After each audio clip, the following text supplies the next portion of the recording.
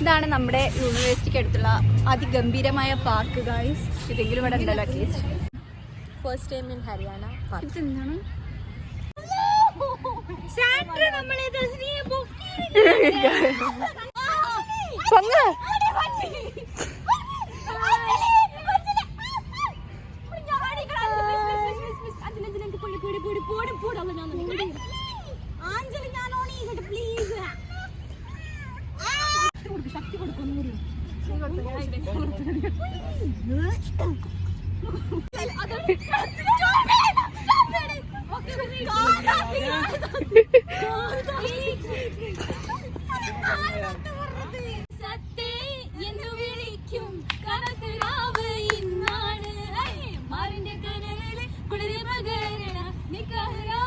ഇന്നാണ്